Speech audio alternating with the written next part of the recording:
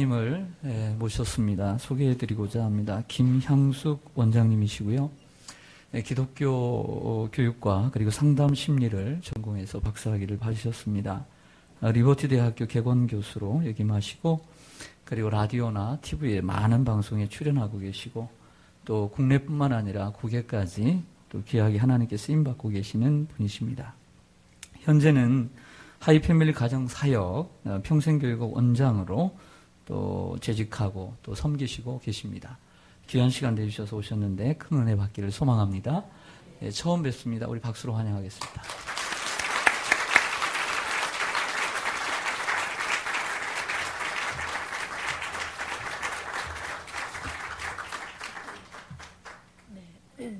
네, 잘 들리세요? 네, 잘 들리세요? 네. 박수를 이렇게 어중간하게 치시면 어떡하십니까? 저를 위해서 치신 거예요? 아니면 퇴장하는 목사님을 치신 거예요? 네, 이렇게 얘기하면 이제 다시 박수를 쳐야 됩니다.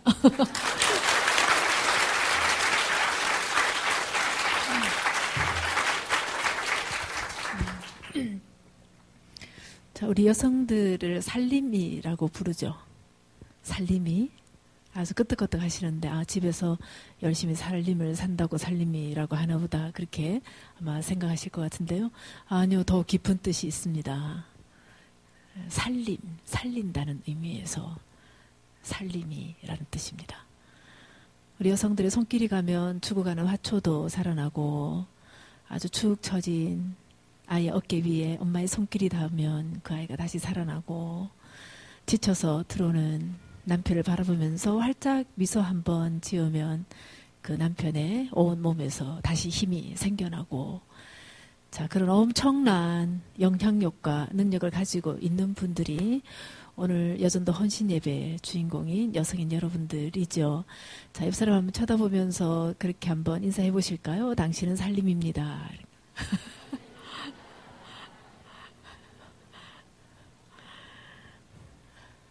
왜 한 번만 하고 마세요? 옆 사람하고만 한 번 하고 끝내시는데. 저 뒤에도 계시잖아요. 앞에도 계시고 앞뒤 좌우 양옆 다시 한번 인사해 보실까요?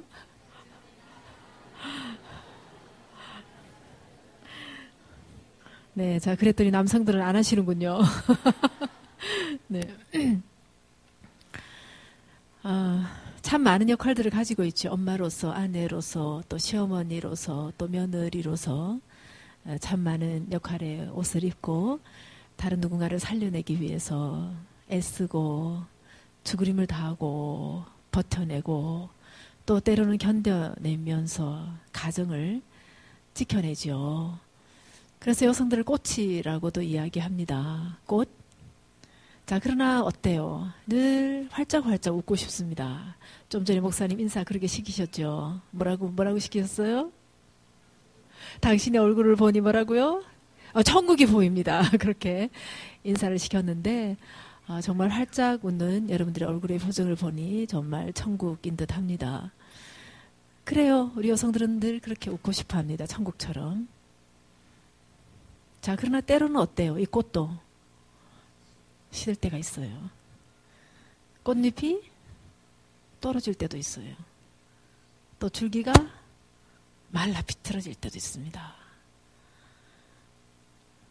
누군가의 무릎이 되어주느라고 40평생, 50평생 살다 보면 천국이 되고 싶은데, 활짝활짝 웃고 싶은데 어떤 순간에 활짝활짝 웃지 못하게 되는 때가 있습니다. 나도 모르게 짜증이 나고 나도 모르게 신경질이 나고 내 마음은 안 그런데 나도 모르게 소리 지르게 되고, 자, 그래서 크리스찬 여성들에게는 엄청난 죄책감이 있습니다. 오늘 이렇게 은혜를 받고 돌아가서 정말 우리 아이들한테 잘해야지 아주 결심하고 결심하죠. 부모 역할, 여성의 역할이라는 것은 그렇게 고상하고 우아하지 않습니다. 그렇지 않나요? 한 애가 나갔다 들어오더니 갑자기 한다는 소리, 엄마 나 바본가 봐, 그러죠. 그러니까 엄마가 깜짝 놀라서 무슨 소리야, 넌 바보가 아니야. 그랬더니 아이가 또다시 아니야 엄마 난 틀림없이 바보야. 왜 그렇게 생각하는 거야? 아무리 열심히 노력을 해도 성적이 안 오르잖아. 엄마, 야, 그거 네가 제대로 노력을 안 해서 그런 거야. 무슨 소리 하는 거야. 공부하는 방법을 제대로 몰라서 그래. 그리고 너가 노력 안 하는 거 사실이잖아. 어제도 시험 치기 전날에 뭐 했니? 계속 스마트폰 하고 앉아 있었잖아. 그러니까 당연히 성적이 그렇게 나오는 수밖에 없잖아. 근데 왜 머리가 나쁘다고 생각하는 거야? 에휴, 엄마, 지난번에 쌤님이 날들이 바보 멍청아 그런 걸요? 그래. 야, 그거 쌤님이 다른 일 때문에 뭐가 화가 나서 그렇겠지. 너를 정말 바보라고 생각해서 그랬겠어? 지난번에 말이야, 엄마가 한번 학교 갔더니 쌤님이 그러시더라. 우리 반에서 네가 머리가 제일 좋대. 근데 노력은 제일 안 한대. 그래서 성적이 안 나온대. 아, 그래서 그런 거지. 너 바보가 아니야. 그랬더니, 아니에요. 엄마, 나 틀림없이 바보예요. 노력해도 안 된다고요. 바보 아니라니까? 아니요, 엄마. 나 틀림없이 바보예요. 너 바보 아니라니까? 저 바보라니까요. 나 바보가 아니! 바보 같은 새끼야.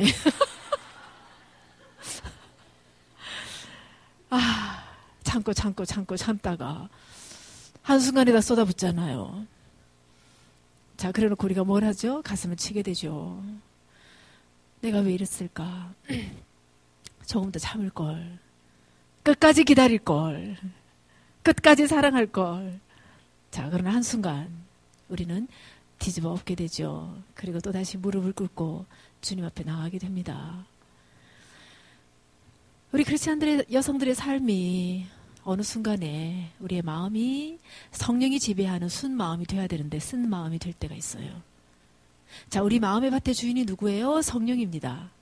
성령이 우리 마음의 밭의 주인일 때는 그 속에서 성령의 열매가 맺히지요. 어떤 겁니까? 오직 성령의 열매는 사랑과 희락과 화평과 오래 참음과 자비와 양선과 충성과 온유와 이런 정말 아름다운 열매들이 주렁주렁 맺히겠죠. 자, 내 마음이 이런 순 마음이면, 성령이 지배하는 마음이면 당연히 성령의 열매가 주렁주렁 맺혀서 이게 누구한테 갈까요? 당연히 가족들한테 가겠죠. 자, 그리고 아이들한테 가겠죠. 내가 믿음에 서 있다는 얘기는 내 마음이 쓴 마음이 아니라 순 마음이 되도록 하는 것이에요. 왜냐하면 내 마음이 쓴 마음이면 쓴 마음은 성령이 지배하고 있는 마음이 아니라 감정이 지배하고 있는 마음입니다. 어떤 감정들일까요? 때로는 화가 나고, 때로는 짜증이 나고, 때로는 우울한 마음이 생기고, 때로는 신경질이 나고, 때로는 아이가 이유 없이 믿고,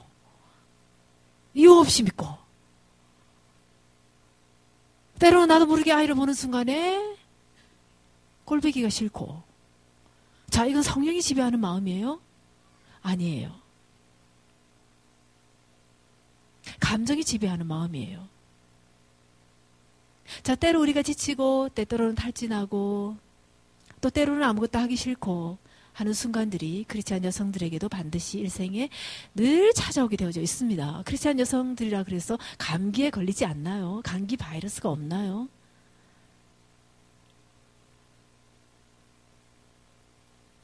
여전히 바이러스가 우리를 공격합니다. 아이를 양육할 때도 마찬가지죠. 내 마음이 쓴 마음이면 순 마음이 아니라 쓴 마음에서 나오는 쓴 뿌리들이 우리의 자녀들에게 가게 돼 있습니다. 우리 남편에게 가게 되어져 있습니다.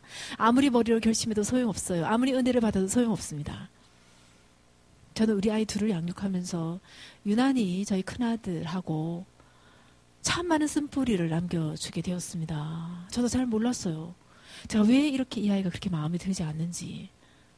왜 아이를 양육하다 보면 두 아이 중에서 한 아이가 훨씬 더 마음에 들지 않는 아이가 있고요. 유달리 많이 다투게 되고 유달리 많이 싸우게 되는 그런 아이가 있습니다. 그렇지 않나요? 왜 그런 것 같으세요? 자, 이유는 딱 두 가지입니다. 하나는 내가 굉장히 싫어하는 어떤 것을 우리 아이가 갖고 있을 때, 예를 들어서 저희 집에 두 아이는, 한 아이는 굉장히 성격이 아주 창조적이고요. 그리고 약간은 비현실적이고, 그리고 굉장히 정서적이고, 그리고 굉장히 편안한 아들이에요. 근데 제 큰아들은 굉장히 언어적이고, 또 논리적이고, 분석적이고, 아주 현실적인 그런 아들입니다. 아주 성격이 극명하게 달라요. 아마 여러분들도 자녀 둘을 이렇게 비교를 해보면, 하나는 틀림없이 엄마를 닮아 있고요. 하나는 틀림없이 아빠를 닮아 있습니다. 성격이나 기질이. 넌 도대체 누구를 닮았냐? 그 소리 제발 좀 하지 마세요. 두 분 중에 한 분 틀림없이 닮았습니다. 단지 나를 안 닮았다 뿐이죠. 제 남편을 닮았다 뿐이죠. 자, 근데 남편과 아내 대부분 성격이 정반대입니다. 하나님께서 그렇게 늘 붙여주시죠. 똑같은 성격 잘 안 만납니다. 정반대다 보니까 아이들도 당연히 한 사람 엄마 닮고 한 사람 아빠 닮으니까 둘이가 성격이 굉장히 많이 다른 거죠. 뭐 그러니까 다르니까 엄마 아빠가 늘 싸우듯이 아이들도 늘 싸우겠죠. 둘이가 성격이 다르니까. 예를 들어서 길을 가다가 우리 둘째는 굉장히 정서적인 아들이니까요. 이 자연을 보고 감탄을 참 잘합니다. 갑자기 가다가 형하고 가다가 우와! 하고 감탄을 해요. 자, 근데 제 큰아들은 굉장히 현실적인 아들이에요. 얘는 굉장히 돈을 밝히고 아주 어떻게 살아가는가라는 것이 너무나 중요한 아들이에요. 그래서 우리 둘째가 우와! 형 저거 봐! 라고 얘기하는 순간에 제 아들은 아주 자연적으로 큰아들은 바닥을 쳐다봐요. 돈 떨어져 있나 싶어서. 근데 제 아들 둘째는 절대로 그런 거 가지고 감탄을 안 해요. 쟤는 하늘에 떠다니는 구름을 보고 감탄을 해요. 자, 그러면서 한다는 소리, 우와, 형 저기 저 구름 좀 봐. 응?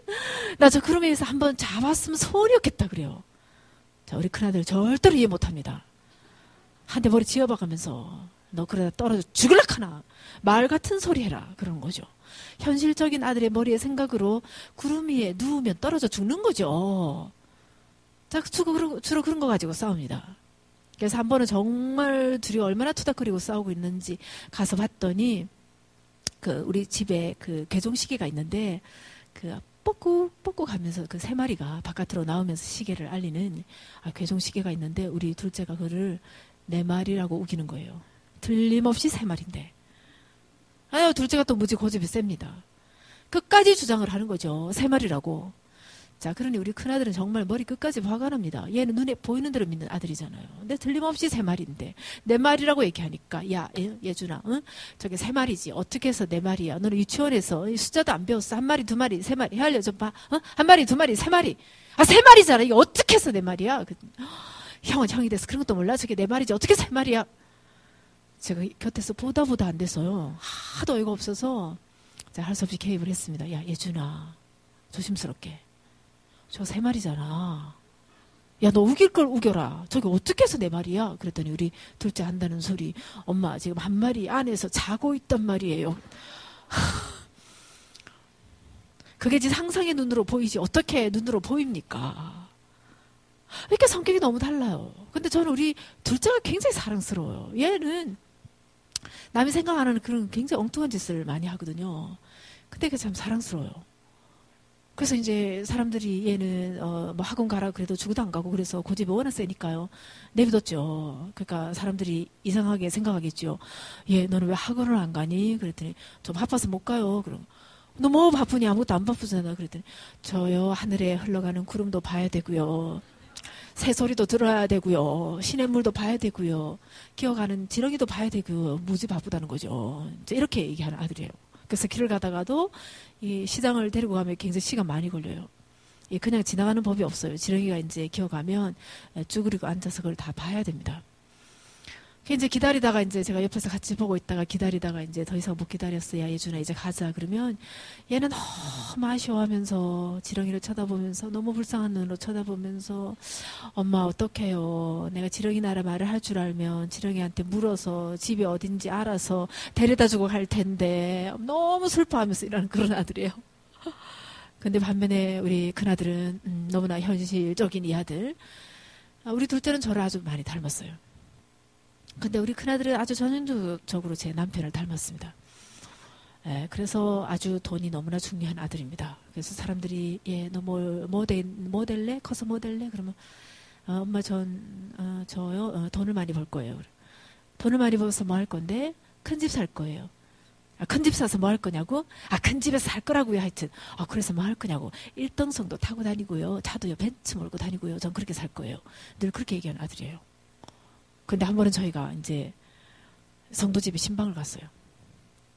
앉자마자 우리 큰아들 앉자마자 한 바퀴 휙 둘러보더니 아주 큰 소리로 아빠 이 집이요 한 35평 정도는 되겠네요. 35평이면 시가로 얼마고요? 뭐 이 집 뭐 괜찮게 사네요. 이러고 앉아있습니다.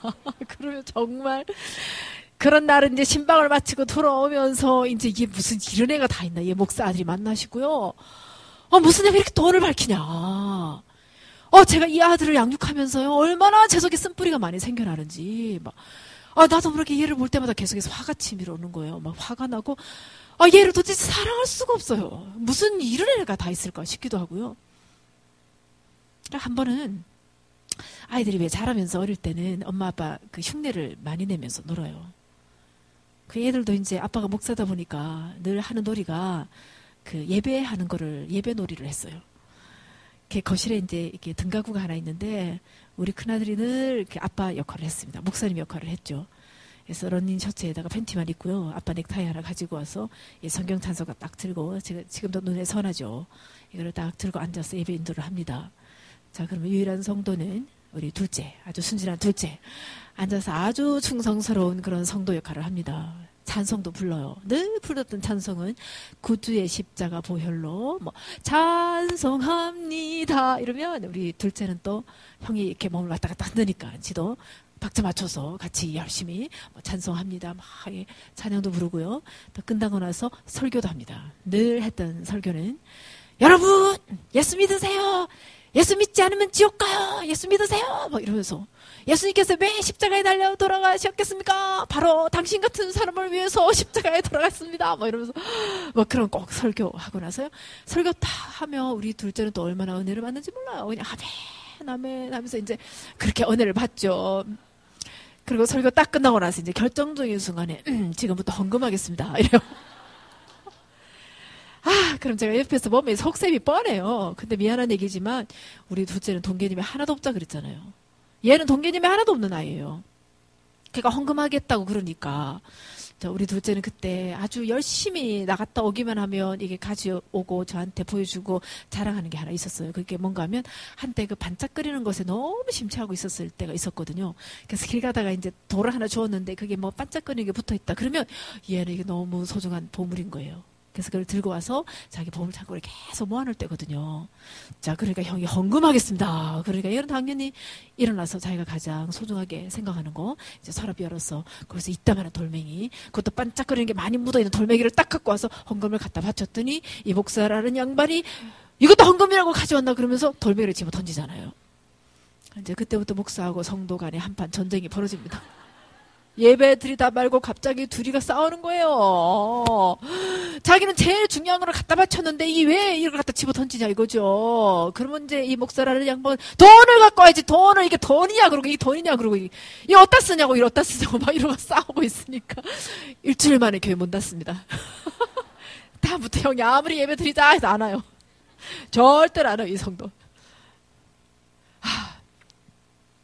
나는 그러면 이게 우리 큰아들을 볼 때마다 쟤 도대체 뭘 하려고 저러나 저는 도대체 뭘 하려고 저러나 얘를 사랑하는 게 너무 어려운 거예요 얘를. 자, 그리고 어느 순간에 내 마음속에 이런 성령이 지배하는 마음이 아니라 어느 순간에 우리 둘째가 전혀 마음에 들지 않아서 생기는 그런 실망감 또 좌절감 그리고 이 애가 굉장히 무시하는 그런 마음. 너는 도대체 목사들이면서 말이야 좀 경건한 거로 좀 생각을 해라. 돈 하다가 너 돌아버린다. 응? 너 돈이 어떻게 인생의 목표가 될 수 있니? 그래 돈 좋아. 돈 많으면 좋지. 근데 너는 늘 막 물을 때마다 돈이 인생의 목적이잖아. 돈이 인생의 목적이 될 수는 없는 거야. 응? 계속 그렇게 얘기하면서 이 아이를 계속 무시하는 그런 마음들이 제 속에서 계속해서 만들어지는 거예요. 근데 아무리 그래도 고쳐지지가 않습니다. 제가 얘를 고치려고 얼마나 노력을 했는지 몰라요. 안 고쳐져요. 좀 더 크더니 아예 이제 본격적으로 장사를 시작하는 거예요. 근데 나가서 돈을 벌어 오면 아주 괜찮은데 집 안에서 장사를 합니다. 그게 이제 물건을 하나 샀잖아요. 응? 이게 쓰다가 한 달쯤 되면 실증이 납니다. 팔아먹어요. 누구겠어요? 예, 어벙한 동생이죠. 순진하고 어벙한 동생입니다. 이걸 동생한테 팔아먹는 거예요. 근데 우리 생각에는 이걸 예를 들어서 10,000원에 샀다. 그죠? 10,000원에 샀다. 그러면 한 달 정도 썼잖아요. 그리고 남한테 파는 게 아니라 동생한테 팔잖아요. 그러면 당연히 깎아주든지 아니면 그냥 줘야 돼요. 근데 얘는 이걸 10,000원에 사놓고 동생한테 20,000원에 팔아먹어요. 근데 문제는 이 동생이요. 형이 쓰던 거를 20,000원에 사놓고는요. 행복해서 어쩔 줄 몰라 합니다. 콧노래까지 불러가면서. 자, 그럼 나는 형한테도 화가 나지만 사실은 둘째한테 더 많이 화가 나요. 그래서 둘째는 먼저 불러다칩니다. 예준아, 너 정신 좀 차려라. 그 돈이면 새 옷 2개 사. 머리 좀 써라, 머리 좀. 너 그래야 세상 어떻게 살려고 그래? 머리 좀 써라. 계산 좀 해봐라, 계산. 이게 수지 타산이 맞는 건지. 자, 그래 놓고는 우리 큰아들 불러다 앉혀놓고 이제 소리를 지르죠. 너가 정신이 있는 거냐, 없는 거냐. 머리 좀 그만 써라. 머리 좀 그만 써. 아니, 어떻게 한 달 쓴 물건을 배로 부풀려서 팔아먹냐. 그것도 남도 아니고 동생한테. 동생이 그렇게 갖고 싶어 하면 그냥 줘도 못할 판이 말이야. 어떻게 팔아먹어? 너 이렇게 부풀려서 팔아먹으면 이게 사기야, 사기. 사기꾼이야. 너 사기꾼 될래? 돈 좀 그만 발표. 돈 계산 좀 그만하고. 그럼 안 해야 되잖아요. 근데 또 했어요. 졸업여행을 간대요. 디카가 필요하다 그래서 물어보니 너무 비싸요. 그래서 야, 그거 네 용돈 주니까 모아서 사라 그랬는데 얘가 열심히 돈을 모으는 것 같아요. 한참 돈을 모으는데 떠나기 얼마 전에 혼잣말로 딱 2만 원이 모자르네 그러고 앉아있어요. 그래서 그래, 그 돈은 내가 보태줘야 되겠다. 열심히 노력했으니까 생각을 하고 있었는데 그날 저녁에 제 아들이 디카를 사가지고 들어온 거예요. 그래서 깜짝 놀라서 야, 엄마 돈 안 줬잖아. 너 어떻게 샀어? 그랬더니 우리 큰아들 한다는 소리. 엄마 예준이가 나한테 돈을 줬어요. 그래요. 요즘 동생이 자기한테 돈을 2만 원을 줬다는 거죠. 근데 난 그 말을 딱 듣는 순간 너무 화가 나요. 어떤 생각이 들었을까요? 또 머리 돌아가죠. 얘가 또 어떻게 머리 썼을까? 또 어떻게 잔머리 굴려가지고 동생한테 돈을 빼앗았을까? 이 생각이 먼저 딱 드는 거예요. 자, 그래서 그 다음 말 듣지도 안 하고 그날은 정말 많이 화가 났어요. 지난번에 분명히 동거래 하지 마라 그랬잖아요. 형제지간에. 또 했잖아요. 야, 예준아, 예찬아, 너 이거 좀 심한 거 아니야? 막 지난번에 분명히 동거래 하지 말라 그랬지? 야, 이제 물건 팔아먹는 거 모자라서 동생 돈까지 빼앗냐?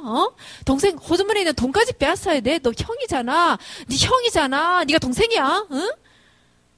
하지 마라 그러면 안 해야 되잖아. 왜 자꾸 하는 거야? 하고 소리 깨끗이 질렀더니 그날 우리 큰아들이요. 아주 눈물을 뚜둑뚜둑 흘리면서 아주 닭똥 같은 눈물을 두둑두둑 흘리면서 저한테 그렇게 얘기하는 거예요. 엄마는 제가 그렇게 싫어요, 엄마? 엄마는 제가 그렇게 밉냐고요? 왜 그렇게 마음에 안 들어 하세요, 엄마는 하나에서 열까지? 내가 그렇게 싫냐고요, 엄마? 왜 나를 못 잡아먹어서 안달이에요? 왜 나만 맨날 미워해요, 엄마? 왜 나만 날 싫어해요? 뭐가 그렇게 못마땅하세요, 엄마? 엄마는 한 번도 나를 마음에 들어 하는 적이 없어요. 엄마는 나를 사랑하지 않는 게 틀림없어요. 엄마 나 사랑하세요? 사랑하지 않잖아요, 엄마. 나 사랑하세요? 제 아들이 눈물을 두둑두둑 흘리면서요. 저한테 그렇게 얘기를 하는 거예요. 그러면서 제 아들이 이런 말을 했어요. 엄마 지금 바깥에 나가서 지나가는 사람한테 말로 잘 구슬러서 자기가 너무 기뻐하면서 호주머니에 돈 꺼내서 한번 돈 좀 꺼내게 해보세요. 1,000원이라도. 엄마 내가 예준이한테 돈을 빼앗은 게 아니라 예준이가 나한테 좋아서 나한테 돈을 줬다고요. 엄마 이건 탁월한 커뮤니케이션 능력이에요. 사람을 설득하는 설득 능력이란 말이에요. 그런데 엄마는 왜 나를 그렇게 못마땅하게 생각하세요? 제 아들이 그렇게 거칠게 항변했습니다. 저는 제 아들이 잘못됐다고 생각했죠. 그리고 날마다 제 아들을 고쳐야 된다고 생각했죠. 그리고 저는 제 아들 때문에 제가 너무 힘들다고 생각했습니다. 그리고 제 마음속에 생기는 쓴뿌리는 다 우리 아들 때문에 생기는 거라고 생각했죠. 그리고 저는 제 아들을 계속해서 고치려 했습니다. 그러면 그럴수록 제 마음속에 쓴뿌리와 쓴 마음은 점점 더 커져갔죠. 그리고 이 쓴뿌리와 쓴 마음은 누구한테 흘러가나요? 제 아들한테 흘러갑니다. 그대로 제 아들한테 흘러가요. 다시 제 아들의 마음속에 엄청난 분노가 생겼고 그날 제 아들은 저한테 그 어마어마한 분노를 저한테 다 쏟아놨습니다. 지금도 신앙을 떠난 너무나 많은 크리스찬 자녀들을 상담하고 있습니다. 정신 똑바로 차리셔야 합니다. 믿음 안에 거한다는 것은 무엇입니까? 찬송을 부르는 것을 의미합니까? 기도를 하는 것을 의미합니까? 철학기도 금식기도 하는 것을 의미합니까? 그런 신앙의 행위를 의미합니까?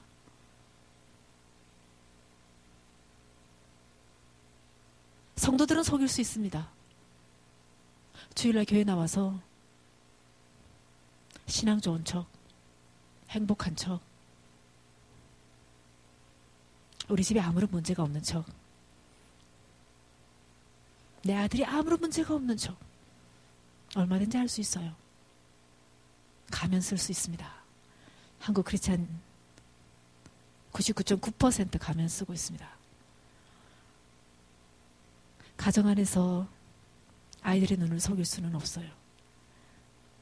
아이들은 여러분의 말을 통해서 하나님을 배워가는 것이 아니라, 여러분 앞에서 하나님을 배워가는 것이 아니라 여러분의 뒤에서 여러분의 말 한마디를 통해서, 그리고 여러분이 그 아이를 어떻게 다루는가를 통해서, 여러분이 자신의 감정을 얼마나 잘 컨트롤하는가를 보면서 하나님의 품성을 온몸으로 경험하면서 엄마가 믿는 예수님이 너무 좋아서 나도 예수 믿을래, 이렇게 되는 거예요. 내 속에 있는 이 쓴뿌리 감출래야 감출 수가 없습니다. 교회에서는 얼마든지 감추어지는 것이 가정 안에서는 감추어지지가 않아요. 지금도 너무나 많은 아이들이, 크리스찬 가정의 자녀들이 마음에 병이 들어서 찾아옵니다. 가슴을 치죠. 다 권사님들이고 다 안수 집사님의 가정이고 다 장로님의 가정의 자녀들이 이혼하겠다고 찾아오고, 우울증이 걸려서 찾아오고, 공황장애가 걸려서 찾아오고, 더 이상 학교를 다니지 못해서 휴학한 상태에서 남자친구하고 자신의 몸을 마구 굴리다가 결혼까지 약속했다가 임신한 상태에서 찾아오기도 하고, 그런 아이들이 공통적으로 하는 얘기가 있죠. 엄마 아빠가 믿는 하나님이 싫어서 난 교회 가지 않습니다. 며칠 전에 상담했던 케이스, 교회를 떠났습니다. 그 자녀가. 왜 떠났니? 엄마 아빠가 날마다 싸우셨어요. 우리들이 보는 앞에서. 그리고 싸울 때마다 두 분은 이혼하겠다고 얘기했고, 나는 그것이 너무 무서워서 날마다 교회 가서 기도했습니다. 제발 우리 가정 이혼하지 않게 해달라고 빌고 또 빌었습니다. 근데 이혼하셨습니다. 나는 더 이상 그런 하나님을 믿을 수 없었습니다. 내 기도에 응답해 주지 않는 하나님을 나는 더 이상 믿을 수 없습니다. 교회 떠납니다.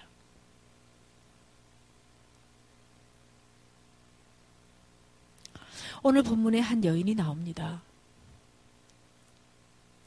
이 여인은 참 슬픈 여인이죠. 여인의 이름은 나오지 않죠. 단지 가나안 여자라고 표현합니다. 가나안 여자라고 표현합니다. 이 여인은 귀신 들린 딸을 데리고 있습니다. 자, 귀신 들린 딸의 행동은 어떤 것들일까요? 보셨습니까? 간질하고 굉장히 비슷한 증상들을 나타내죠. 시도 때도 없이 속에서 귀신이 발작을 시작하면 자리에서 그대로 나뒹굽니다. 그래서 온몸에서 거품이 흘러나오고 전혀 다른 목소리가 튀어나오고 얼마나 힘이 세지는지 몰라요. 어마어마하게 파워를 가지게 됩니다. 그래서 아마 엄마가 이 아이가 갑자기 발작을 시작할 때 엄마가 이 아이를 진정시키려고 아마 손을 누른다 하더라도 이 힘을 감당할 수 없을 정도로 귀신이 들린 이런 딸은 엄청나게 강력한 힘을 가지고 있죠. 자, 이 강한 힘으로 자신의 옷을 찢기도 하고, 곁에 있는 돌멩이가 있으면 돌멩이를 들고 자신의 온몸을 찢기도 하고, 시시때때로 이 아이는 발작을 하고, 시시때때로 발작을 할 때마다 나뒹굴어지고, 시시때때로 발작할 때마다 바닥에 쓰러지게 되고, 피를 흘리게 되고, 소리 지르게 되고, 개거품을 물게 되고, 온몸을 뒤틀리는 이런 증상들을 날마다 보이는 이 딸을 데리고 사는 그런 엄마입니다. 그러니 얼마나 슬픈 엄마입니까? 저는 제 아들이 저하고 성격이 달라서 돈을 밝히는 그 하나 때문에도 견딜 수 없어서 썬뿌리가 산더미처럼 쌓였는데, 이 본문의 여인은 단순히 그 정도가 아니라 이 엄마하고 어떤 소통도 되지 않습니다. 어떤 말을 통할 수 있나요? 엄마에게 있어서 딸이라는 것은 가장 친한 친구죠. 속마음을 나눌 수 있는 친구이기도 합니다. 가장 사랑스러운 그런 딸이어야 하는 이 딸과 어떤 말도 통하지 않고 어떤 대화도 나눌 수가 없고 어떤 사랑의 표현도 할 수 없는 그런 관계. 일방적으로 엄마가 계속해서 참아내야 하는 관계. 자, 이 엄마의 마음속에 어떤 쓴뿌리와 어떤 쓴 마음이 있을 것 같습니까? 말도 못했을 것 같습니다.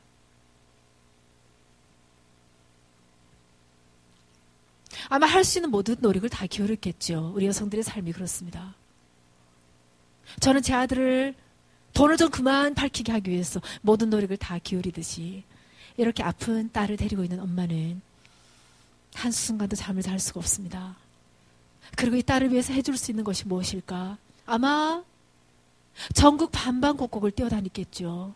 우리 딸을 낫게만 할 수 있으면 내가 뭐든지 하겠습니다. 정말 뭐든지 하겠습니다. 우리 딸을 고칠 수만 있으면 내가 뭐든지 하겠습니다. 그러면서 전국 방방을 뛰어다녔겠죠.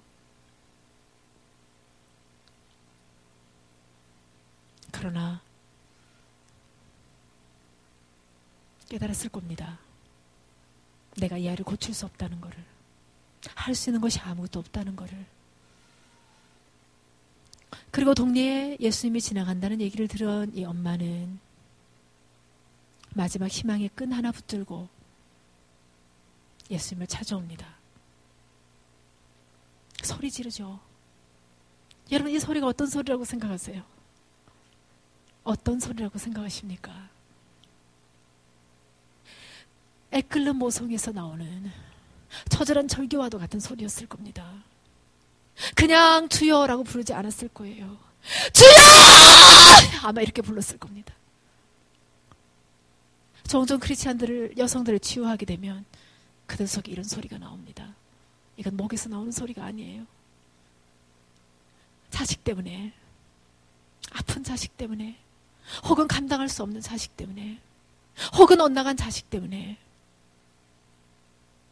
혹은 뜻대로 되지 않는 자식 때문에 어찌할 수 없어서 더 이상 내가 할 수 있는 것이 아무것도 없다고 발견한 엄마들이 지르는 소리입니다. 애절한 마음으로 가슴에서 들끓는 통곡의 소리로 마지막 희망의 끈이라고 생각하면서 그렇게 주님의 이름을 불렀겠죠. 자, 근데 우리는 이렇게 얘기해야 될 것 같습니다. 그렇게 애절하게 주여를 불렀다면 내 딸을 고쳐주소서, 이렇게 해야 될 것 같아요. 내 딸을 고쳐주소서, 그렇게 해야 될 것 같아요. 자, 근데 본문에서 이 여인은 뭐라고 얘기합니까? 자, 한번 읽어보시겠습니다. 22절, 마태복음 16장 22절 함께 읽도록 하겠습니다. 시작.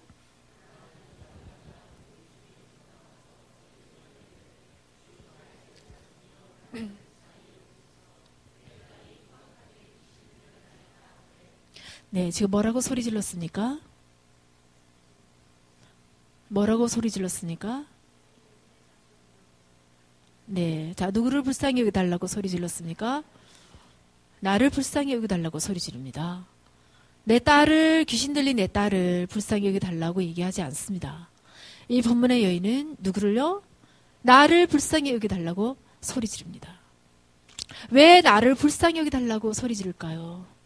왜 내 딸을 고쳐달라고 얘기하지 않을까요? 믿음의 선 여인들의 기도는 이러해야 합니다. 내 남편을 고쳐달라고 기도하는 것이 아니라 내 아이가 잘못됐으니까 이 아이를 고쳐달라고 하는 것이 믿음의 기도가 아니라 믿음의 여인들의 기도는, 신앙의 바로 선 여인들의 기도는 바로 이런 기도여야 합니다. 내 속에 너무나 많은 쓴 뿌리와 쓴 마음이 있다는 것을 이 여인은 알고 있는 거죠.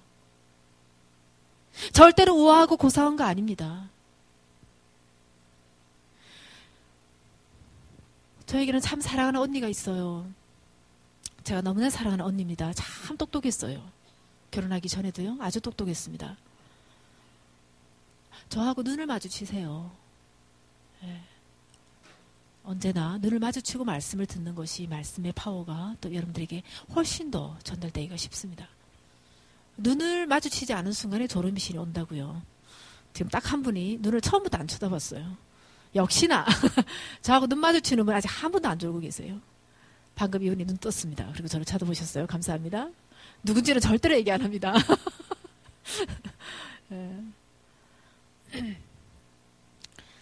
그 언니는 참 똑똑한 언니였죠. 그런데 결혼하고부터 조금씩 망가지기 시작했습니다. 나중에는 굉장히 심각한 우울증이 왔어요. 관계 속에서 너무 많은 쓴뿌리와 쓴 마음들이 만들어집니다. 기회가 닿으시면 제가 진행하는 이모션 코칭, 감정을 집중적으로 회복하는 이 프로그램에 꼭 한 번 정도는 참가하셨으면 좋겠다라는 생각이 있습니다. 관계 속에서 너무나 많은 그런 쓴뿌리와 쓴 마음들이 만들어졌겠죠. 다루는 방식은 되게 여러 가지입니다. 어떤 사람들은 폭발하는 유형도 있습니다. 그죠? 예, 주로 이 상처들은 아주 어릴 때부터 거슬러 올라가기도 하고요. 어쨌든 굉장히 많은 상처들이 차곡차곡 쌓여 있는데 그렇지 않은 여성들은 거의 참습니다. 참아요. 참아야 된다고 생각하면서 참아요. 예, 참다 보면 이게 이제 우울증으로 발전을 합니다. 예, 제 언니도 마찬가지였습니다. 권사였기 때문에 너무나 많은 분노나 화가 이런 것들이 마음에 계속 만들어졌지만 계속 누르고 참고 하다가 참을 인자를 보면 칼 도자에다가 마음 심자가 들어가 있습니다. 마음을 칼로 도르내는 거하고 똑같아요. 안으로 들어가니까 이 어마어마한 이 분노가 안으로 들어가니까 자신의 마음을 난도질을 하는 거죠. 그게 바로 우울증입니다. 그래서 나중에는 손끝 하나 끄떡하지 못하는 아주 심각한 그런 우울증을 겪다가 자살까지 시도하다가 그리고 그래도 이겨내고 살아가는데 문제는 뭔가 하면 늦게 난 막내 딸이 이 엄마가 자신의 쓴뿌리 때문에 고통받는 그 모든 과정을 곁에서 다 지켜봤습니다. 엄마가 자살을 시도했던 과정도 다 지켜봤고 자살했던 엄마가 병원에서 실려오는 과정도 곁에서 계속 다 지켜봤고 엄마가 긴 시간 동안 손가락 하나 끄딱 못하면서 엄마 역할을 하나도 못하면서 침대에 드러누워 있는 것도 계속 지켜봤던 그 딸입니다. 자, 근데 이 딸이 대안학교를 보냈는데 엄마하고 딱 분리시키는 순간에 이 아이에게 다시 문제가 생겨나기 시작했습니다. 자, 그래서 학교를 보내놨더니 중학교 1학년 되는 여자아이인데요. 한밤중에 미친 듯이 그 갈대밭을 헤매고 다닙니다. 그러고는 갑자기 막 울어요.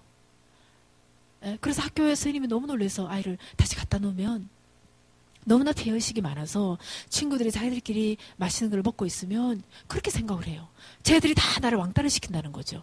절대로 그런 의도가 있는 것도 아닌데 와서 먹는다 그러면 될 거를 친구들이 다 자기를 왕따를 시킨대요. 갑자기 공부하다가 자리에서 벌떡이라 책을 집어 던지지를 않나. 갑자기 뛰쳐나가지를 않나. 그리고 막 누가 자기 귀에다 무슨 소리를 얘기를 한다 그러지를 않나. 막 애가 증세가 너무 심각해지니까 할 수 없이 우리 언니가 이 아이를 데리고 집에 왔습니다. 그리고 집에서 병원에 데리고 갔더니 진단을 받은 것은 양극성 장애라는 진단을 받았습니다. 그러니까 감정이 아주 오르락내리락 하는 거예요. 하루는 기뻤다가 하루는 슬펐다가 이 감정 조절이 전혀 안 됩니다. 자, 그래서 아이를 이제 입학을 시켰다가 퇴학을 시켰다가 입학을 시켰다가 퇴학을 시켰다가 계속 이 과정을 이제 반복을 하는 거죠. 자, 그런데 이 과정을 우리 언니가 계속해서 이 아이와 함께 하면서 우리 생각에는 이런 아이를 양육하면서 그래도 교회 권사니까 그래, 이 아이를 정말 사랑할 수 있을 것 같은데 그렇지 않습니다. 제가 장애우 부모들을 대상으로 부모 훈련을 아주 많이 시키는데 자폐 아이들을 데리고 제가 1년 가까이 진행을 해보니까 이건 정말 장난이 아니에요. 한 50분 가까이를 제가 일주일에 한 번 딱 만나서 얘들을 진행을 하거든요. 그래서 얘들은 집중이 전혀 되지 않잖아요. 그래서 5명을 데리고 진행하는데도 수천 명을 데리고 진행하는 것 같아요. 진행한다고 선생님이 딱 와서 앉아있으면 저를 봐야 되는 사람 아무도 안 쳐다봐요. 또 한 명은 가서 칠판에 앉아서 낙서하고 앉아있고요. 또 한 명은 책상 밑에 기어 들어가 있고 한 명은 바닥에서 뒹굴고 있고 한 명은 자기 머리를 바닥에서 찢고 있고 얘들아 해도 아무도 안 쳐다보고요. 다 지각각 그렇게 행동을 하고 있어요. 말 하나도 못 알아듣습니다. 그러면 그 50분을 진행하는데도요. 제가 아무리 이 사모고 제가 아무리 뭐 교수고 제가 아무리 뭐 상담자고 제가 아무리 치유자 소용없어요. 속에서 막 이게 분노가 막 드글드글 끓어오릅니다. 이것들을 어떻게 해야 되나 싶고요. 막 뚜껑이 열려 뚜껑이. 아니 다 50분을 만나는데도 그런데 자, 우리 언니는 이렇게 망가진 딸을 계속 데리고 있으면서 얼마나 많은 분노와 그런 거죠. 도대체 내가 뭘 잘못했냐는 거죠. 뭘. 아니 밤에 자기 생일이라고 그 다음날 케이크를 이따만 걸 사고 냉장고에 집어넣었어요. 근데 그 다음날 나가서 보니까 케이크 하나도 없어요. 세상에 이 딸이 나와 제 조카가 나와서 이 큰 케이크를 다 집어먹은 거예요. 혼자서.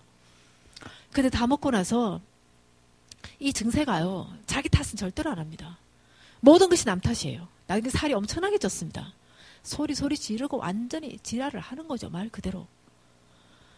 왜 이렇게 케이크를 사서 엄마? 내가 언제 케이크 사달라 그랬어? 왜 엄마 케이크 사서 냉장고에 넣어놨어? 그래서 내가 먹었잖아 엄마. 그래서 내가 자꾸 살이 찌잖아. 엄마는 내가 이렇게 살찌는 게 보기 좋은 거야? 이렇게 공격을 하는 거예요 엄마가. 도대체 엄마가 뭘 잘못했냐고요. 그리고 한 번씩 발작을 하기 시작하면요. 방문을 잠그고 안에 들어가요. 그리고 문을 발로 찹니다. 하루 종일 울어요 정말. 하루 종일. 아무리 달래도 소용이 없어요. 자 그러니 우리 언니가 아무리 신앙이 좋고요. 아무리 상담사를 할지라도 상담 공부했거든요. 소용없어요. 마음속에 뭐가 생기겠어요. 마음속에 뭐가 생기냐고요. 우리는 사춘기 하나 다루면서도 마음속에 엄청난 쓴뿌리가 생기잖아요. 도대체 이것들이 말을 들어야 하는 얘기지. 그쵸? 이 사춘기 아이들은 정말 이해할 수가 없잖아요. 아니 여자친구하고 데이트가 있나 봐요. 그날따라 콧노래 부르면서 거울 앞에 붙어서 샤워를 30분 가까이 하고 나더니 또 나와서 그 거울 앞에 붙어 서서 머리를 30분 가까이 만지더니 또 30분 가까이 여드름을 짜기 시작하더니 또 옷장에 붙어 서서 한 30분 가까이 또 옷을 고르잖아요. 콧노래까지 불러가면서. 그리고 한참을 고르더니 윗다리를 고른 것 같아요. 그것도 바지가 문제인가 봐요. 한참을 고민하더니 또 바지 2개를 골랐어요. 바지 2개를 골라서 들고 온 거죠. 근데 엄마가 열심히 다림질하고 있는데 쑥 내밀면서 엄마 내가 흰 바지 입고 갈까? 검은 바지 입고 갈까? 그랬더니 엄마가 딱 쳐다보면서 기가 막히잖아요. 이제 그걸 질문이라고 해요. 머리 입고 가던 뭐가 그렇게 중요해요.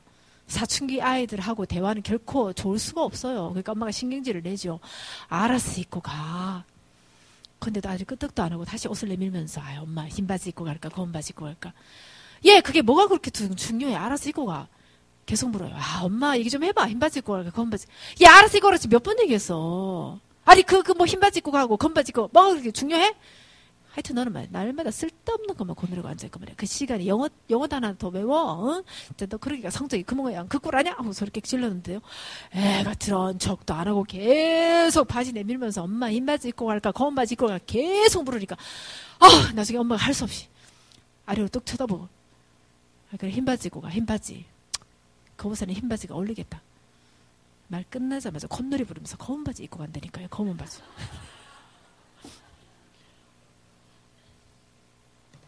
속에서 뭐가 안 만들어지겠어요?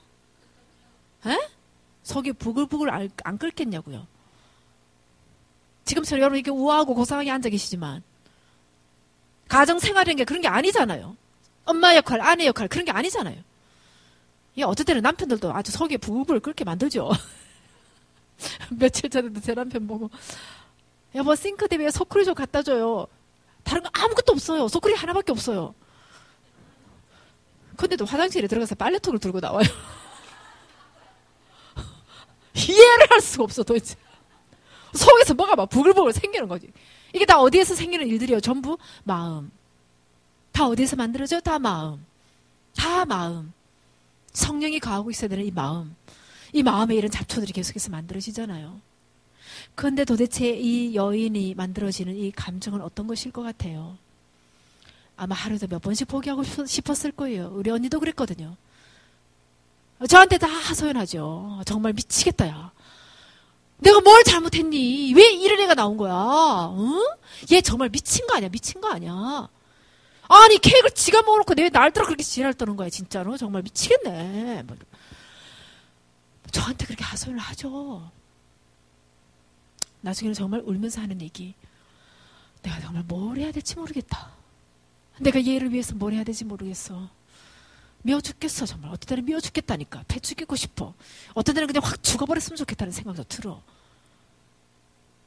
자 그러니 이 본문의 여인은 귀신 들린 딸을 데리고 있는데 그 속에서 얼마나 많은 쓴뿌리와 얼마나 많은 좌절감과 얼마나 많은 분노와 얼마나 많은 포기하고 싶은 이런 마음들이 이 속에서 끊임없이 만들어지고 생겨지겠어요. 자, 그러니 이 여인은 나를 불쌍히 여기소서. 내 마음이 온전치 못하다는 거죠. 딸을 고치려 하기 전에 너무나 많은 시간이 흘렀을 거예요. 고치기 위해서 얼마나 많이 노력했는지 모르겠죠. 우리 언니도 마찬가지예요. 좀 더 이 딸을 회복시키기 위해서, 이 딸을 낫게 하기 위해서 죽을 힘을 다했죠. 아마 그러고 난 다음일 거예요. 그 결과가 내 속에 만들어진 거는 이 어마어마한 이 쓴뿌리라는 것을 본인은 발견하지 않았겠어요. 자, 그러니 내 마음이 먼저 병들어 있습니다. 그 얘기예요. 예수님, 제 마음이 아파요. 제 마음이 너무 아픕니다. 그러니 예수님, 제 딸을 고쳐주기 전에 먼저 내 마음을 고쳐주세요. 나를 불쌍히 여겨주소서라는 그런 기도가 나오는 거죠. 우리 언니가 제 딸을 고치려 하다가 마음속에 이 엄청난 쓴뿌리를 가득 안고 했던 기도가 바로 그 기도였습니다. 향수가 더 이상 내가 얘를 어떻게 할 수가 없어. 어떻게 할 수가 없구나.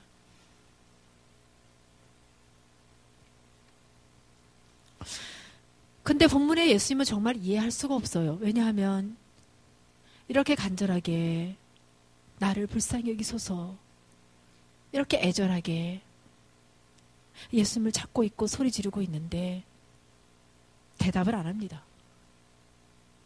대답을 안 하세요. 23절 읽겠습니다. 시작.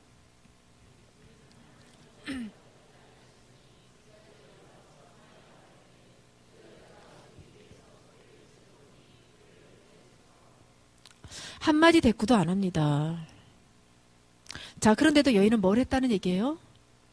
제자들이 견디다 못해서 예수님한테 와서 이러거든요. 쫓아내라고. 그러니까 그 사이 여인이 뭘 한 거예요? 계속 뭘 한 거예요? 계속 소리 지른 거예요.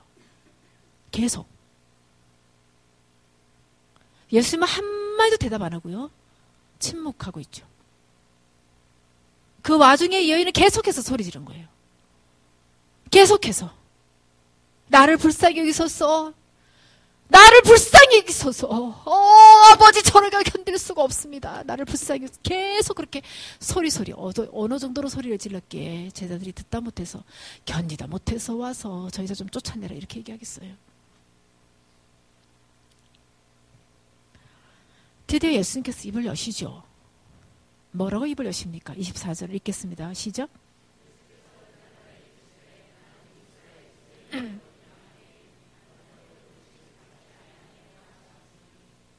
세상에 이런 가혹한 거절이 있습니까? 나는 너 같은 가난한 여자를 위해서 이 땅에 오지 않았다. 내가 너를 위해서 할 수 있는 거 아무것도 없다. 너무나 매몰찬 거절입니다. 두 번째 거절을 받죠. 자, 여인은 포기합니까? 포기하지 않습니다. 첫 번째 침묵하고 있는 예수님에게도 예수님의 그 말없는 거절에도 여인은 포기하지 않고 계속 소리 질렀고, 다시 언어적으로 아주 구체적으로 나는 너 같은 가난한 여자를 위해서 이 땅에 오지 않았어. 택함받은 이스라엘 백성을 위해서 왔어. 그 얘기를 아주 노골적으로 함에도 불구하고 여인은 역시 포기하지 않습니다. 25절 함께 읽겠습니다.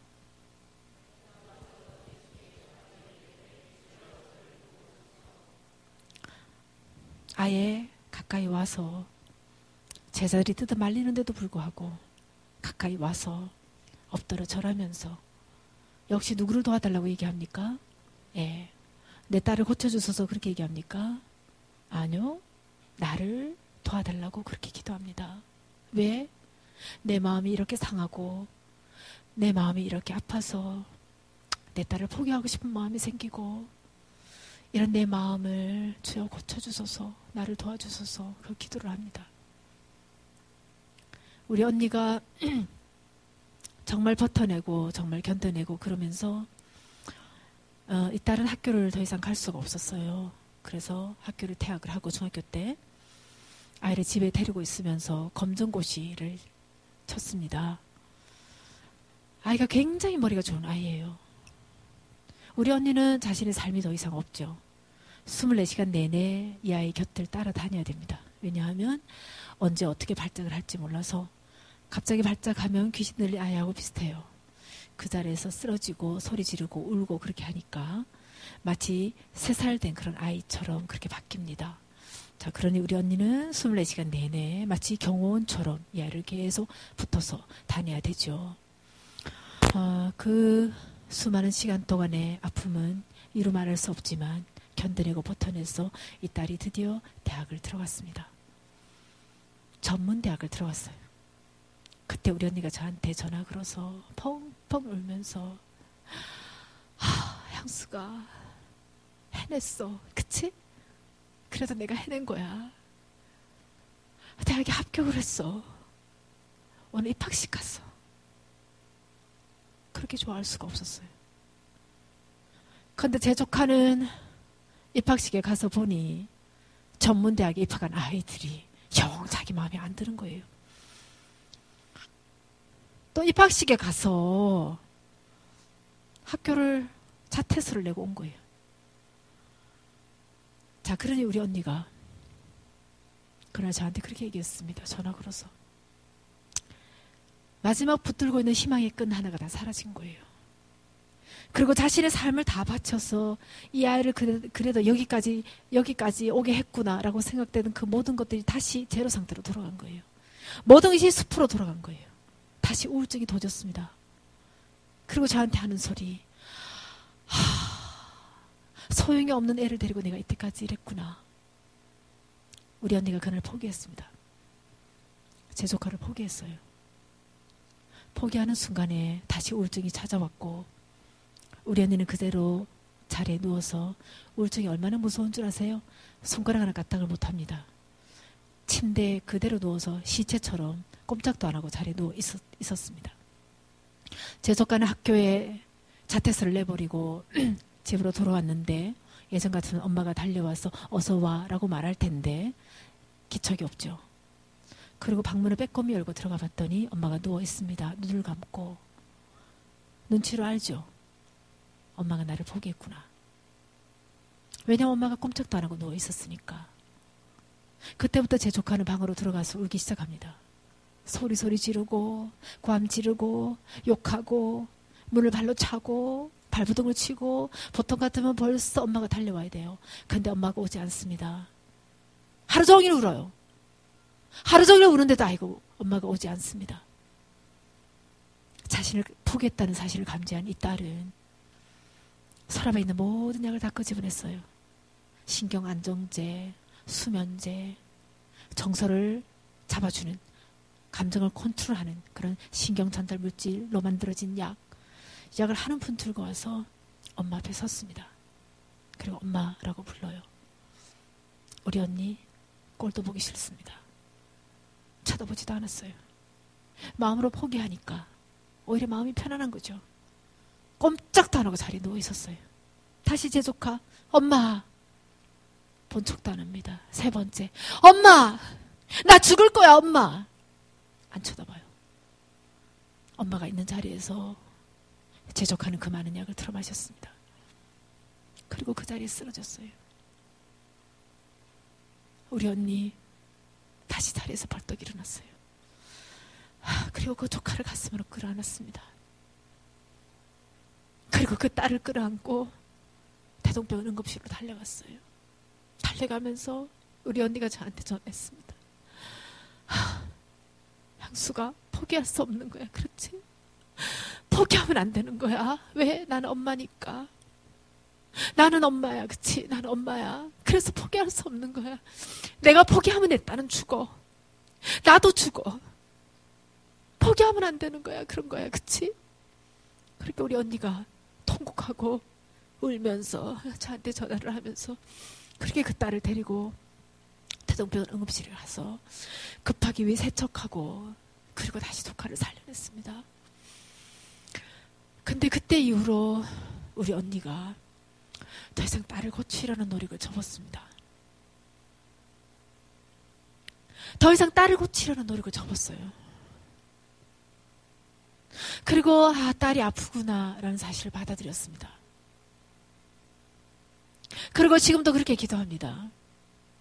하나님, 딸을 고쳐주세요라고 기도를 하는 것이 아니라 하나님, 제 속에 포기하고 싶은 마음을 회복시켜 주세요라고 기도합니다.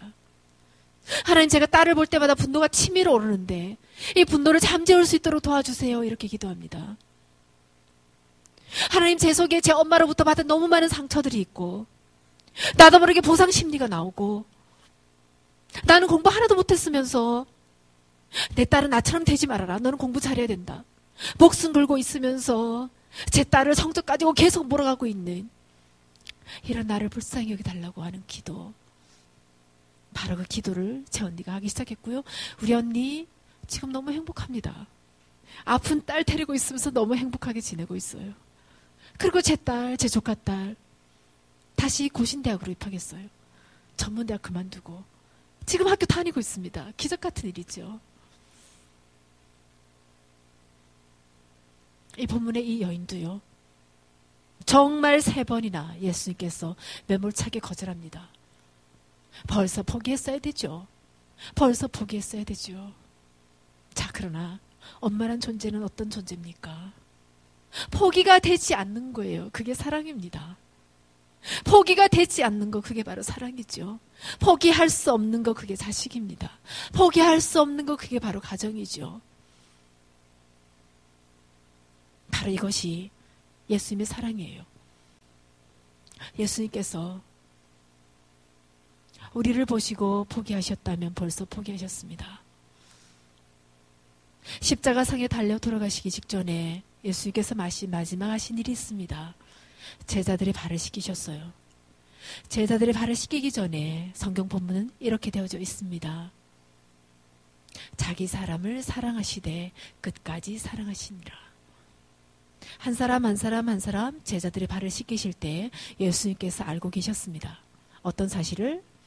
당신이 십자가상에 돌아가실 때에 단 한 명도 자신 곁에 있지 않을 거라는 거를. 3년 동안 먹여주고 재워주고 함께 기적과 같은 사역들을 가까이서 눈으로 쳐다보고 죽은 사람도 살리고 보리떡 5개 물고기 5마리로 5,000명을 먹였던 그 엄청난 기적을 곁에서 지켜봤던 그 많은 제자들, 그렇게 사랑하고 그렇게 가르쳐주고 했던 제자들, 예수님께서 마지막 돌아가실 때 단 한 명도 곁에 없었어요. 모든 제자들이 다 떠나버렸습니다. 다 도망갔어요. 자, 그 중에서 가장 수제자가 베드로죠. 베드로는 어떻게 기록되어 있습니까? 그냥 도망간 것이 아니에요. 3번이나 예수님을 부인했습니다. 성경을 보면 뭐라고 기록되어 있어요? 첫 번째 부인합니다. 두 번째, 나는 예수라는 사람 몰라, 그렇게 했어요. 세 번째, 저주까지 했습니다. 3번 부인했는데 마지막 부인은 예수라는 사람을 손가락질하면서 저주까지 하고 맹세까지 했어요. 나는 그 사람 모른다, 그 인간 모른다. 그렇게 할 줄 알고 계시면서 예수님께서 그 제자들의 발을 하나하나 씻기십니다. 가룟 유다, 금방 자기를 십자가상에 팔아먹을 거 알면서 그럼에도 불구하고 한 명 한 명의 발을 씻기십니다. 끝까지 사랑하셨습니다.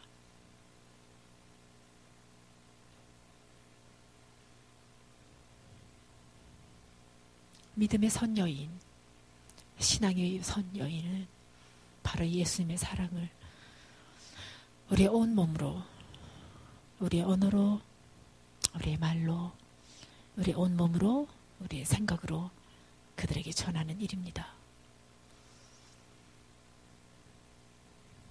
그리고 끝까지 사랑하는 겁니다. 포기하지 않는 것입니다. 이런 사랑을 우리의 자녀들이 엄마를 통해서 경험하게 되었을 때에 그 아이들은 예수님이 어떤 분인지 압니다.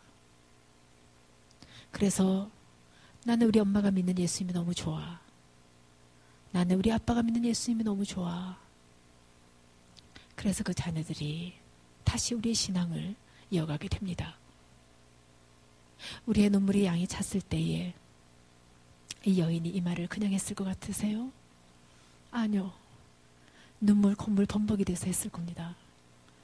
크리스찬 여성들을 치료하는 러빙유라는 세미나를 제가 진행하다 보면 이 여인들의 눈물이 어떤 건지 압니다. 그냥 눈에서 눈물이 흐르는 것을 눈물이라고 얘기한다면 여기서 소리가 들어가는 게 울음이죠. 네, 그런 울음 정도가 아닐 거예요. 거의 통곡에 가깝습니다. 통곡이란 얘기는 몸의 움직임까지 함께 가죠. 옛날에 장례식 때 많이 봤던 울음입니다. 언제부턴가 이 울음이 사라졌죠. 베드로가 성경에 보면 심히 통곡하였더라. 자, 그러고 나서 자신이 부인했던 것에 대해서 회개하면서 다시 태어났죠. 바로 그 울음이었을 거예요. 끝까지 포기하지 않았을 때에, 그리고 자식에 대한 믿음을 끝까지 저버리지 않았을 때에, 그리고 눈물의 양이 찼을 때에 마침내 예수님께서 이렇게 말씀하시죠. 28절 함께 읽겠습니다.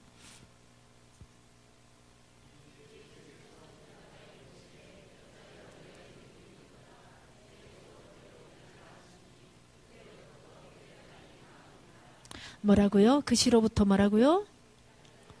자, 그 시로부터 뭐라고요? 네, 그의 딸이 나으니라. 그리고 주님이 말씀하시죠. 내 믿음이 크도다. 포기할 수 없는 순간에도 포기하지 않고 끝까지 사랑하면서 버텨내고 견뎌내는 거. 이 일을 혼자 할 수 없어서 날마다 주님 앞에 무릎 꿇고 나가서 주여 나를 불쌍히 여기소서. 제 속에 포기하고 싶은 마음이 생깁니다. 주여 나를 불쌍히 여기소서. 내 아이를 미워하는 마음이 제 속에 생깁니다. 주여 나를 불쌍히 여겨주셔서 내 남편에게 화가 납니다. 주여 나를 불쌍히 여겨주시옵소서. 더 이상 제가 제 아들을 사랑할 힘이 없습니다. 이렇게 이 가난한 여인처럼 날마다 주님의 보좌 앞에 나와서 여러분 마음속에 있는 쓴뿌리, 쓴 마음들을 꺼내놓고 토해내고 소리 지르고 울고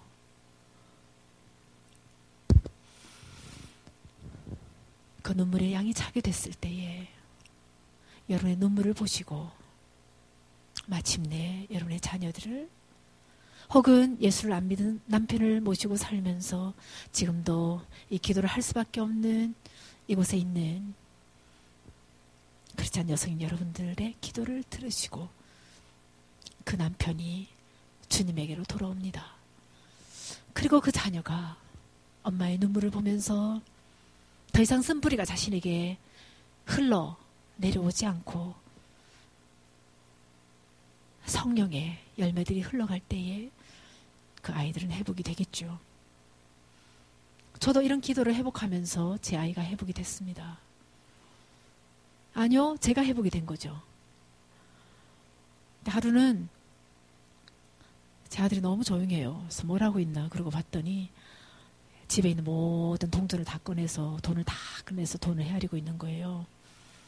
근데 그 얼굴의 표정이 세상에서 그렇게 행복할 수가 없어요. 콧노래까지 불러가면서. 그래서 제가 아들하고 눈이 딱 마주쳤어요. 그때 제 아들이 저한테 그런 얘기 하나 했습니다. 엄마, 나는 세상에서 돈 헤아리고 있을 때가 가장 행복해요. 네, 그 아들은 지금 회계학을 전공하고 있습니다. 제가 얼마나 많이 회개했는지 몰라요. 그리고 참 행복합니다.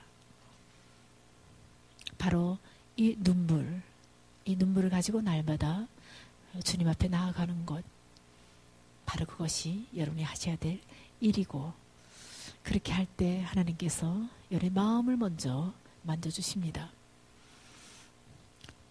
제가 오늘 책을 좀 안 가지고 와서 굉장히 아쉬운데요. 좀 볼펜 써서 좀 쓰세요. 이번에 그 4월 달에 두란노에서 출간한 책입니다. 단순한 이론서가 아니라 저는 지금도 크리스찬 여성들을 치료하고 회복하는 러빙유라는 사역을 10년 가까이 하고 있고요. 러빙유라는 프로그램을 10년 가까이 하고 있습니다. 그 프로그램을 진행하면서 너무나 많은 여성들을 회복했던 그 결과물이라고 생각을 하시면 돼요. 아주 많은 여성들이 책을 읽으면서 실제로 너무 많이 힐링이 됐다라는 얘기를 하는 책입니다.